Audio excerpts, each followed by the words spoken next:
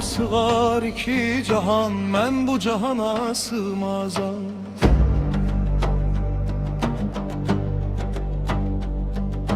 Gövhər ila məkan mənəm, kövnü məkana sığmazam.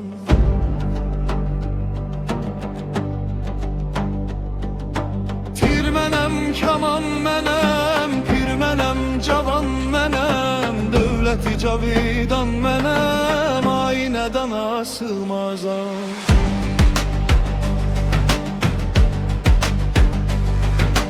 Zərrə mənəm, günəş mənəm, çar ilə pəncüşeş mənəm, surəti gör bəyan ilə, çünki bəyana sığmazam.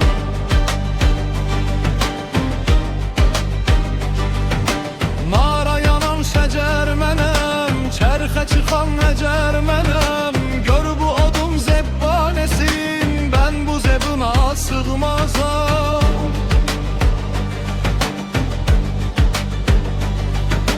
Köhnü mekandır ayetim, zat-ı dürür bidayetim, sen bu nişanla bilmeni, bil ki nişana sığmazam. Məndə sığar iki cahan, mən bu cahana sığmazam. Gövhər ila məkan mənəm, kövnü məkana sığmazam. Tir mənəm, kavan mənəm, kir mənəm, cavan mənəm, dövləti cavidan mənəm, aynədana sığmazam.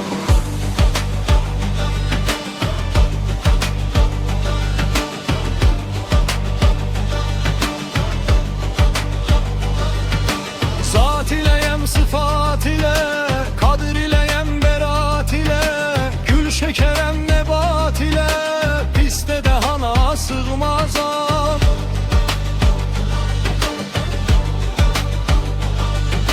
Şəhd ilə həm şəkər mənəm, şəms mənəm, qəmər mənəm, ruhi rəvan bağışlaram, ruhi rəvana sığmazam.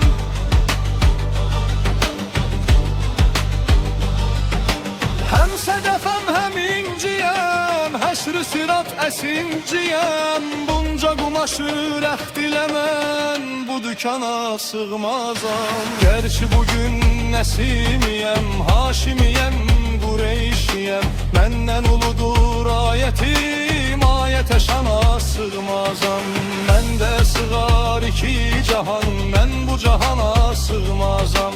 Gövhər ila məkan mənəm, kövlü məkana sığmazam.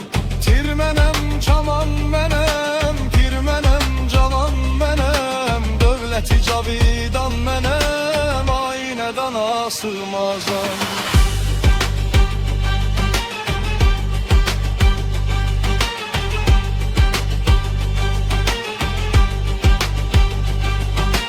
Gerçi muhit-i azamım, adım Adem'dir Adem'em, car ile kün fekan mənəm, mən bu məkana sığmazam. Can ile hem cihan mənəm, cehr ile hem zaman mənəm, gör bu lətifeyi ki mən dəlləri zamana sığmazam.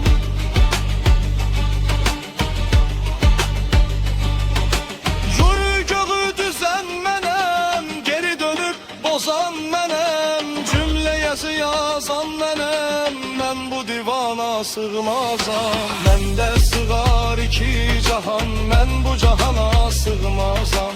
Gövhər ila məkan mənəm,